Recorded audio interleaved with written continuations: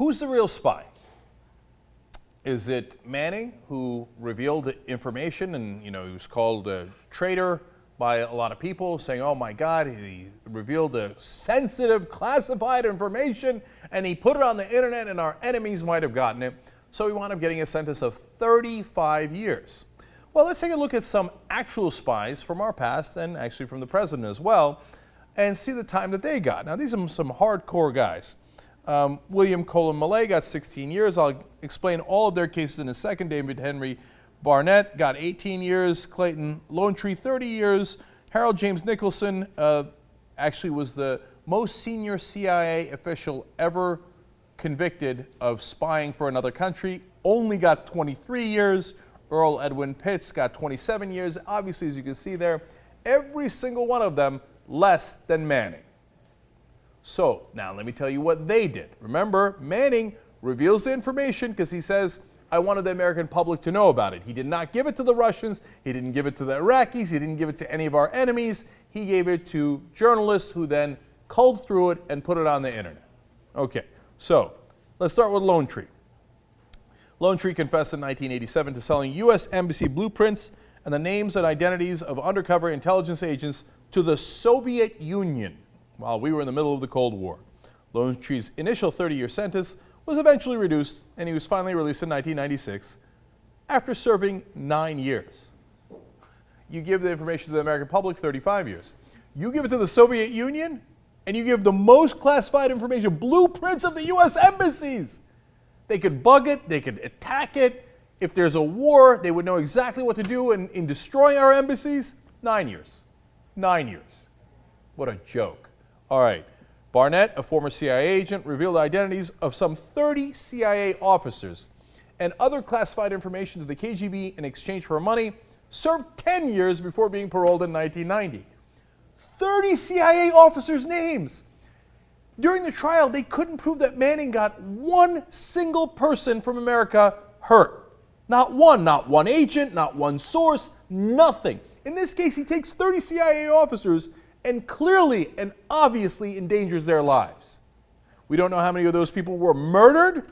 He gives it to the KGB, 10 years. Manning, 35 years. American justice, great. Because we really care about spying and espionage, and we really don't want our enemies to get that information. Okay, it appears that our enemies getting the information is no big deal. The American public getting the information, that's a big deal.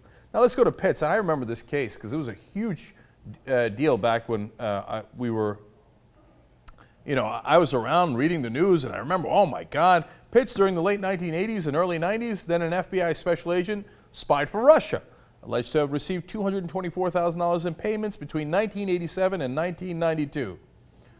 Spied it for the Russians, got paid money. Manning didn't do it for the money. No one disagrees that even if you don't like Manning and what you think he did was wrong, everybody agrees that Manning did it because he thought that it would be good for the American public to have that information. Now people say he shouldn't have made that decision anyway. It wasn't his decision to make. But he didn't do it for the money. This guy did it for $225,000, only got 27 years. All right, then we go to Nicholson. Nicholson was apprehended in 1996 at a Washington area airport with rolls of film bearing images of top secret documents. He was accused of providing the Russians with every secret he could steal. He was the top CIA official who turned out to be committing espionage against us. The top official we ever caught, only 23 years.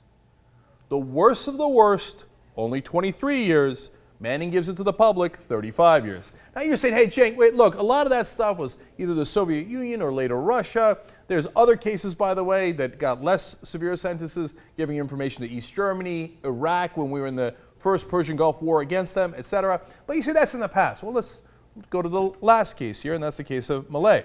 Millay pleaded guilty earlier this year to attempted espionage and other counts after selling secrets to an FBI undercover agent whom he believed was a Russian spy.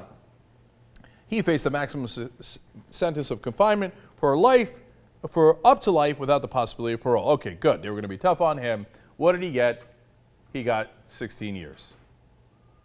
16 years this year for giving top secret information to the Russians in an act of espionage. Manning gives it to the American public, gives it to journalists, 35 years. Now, what do you think their real priorities are?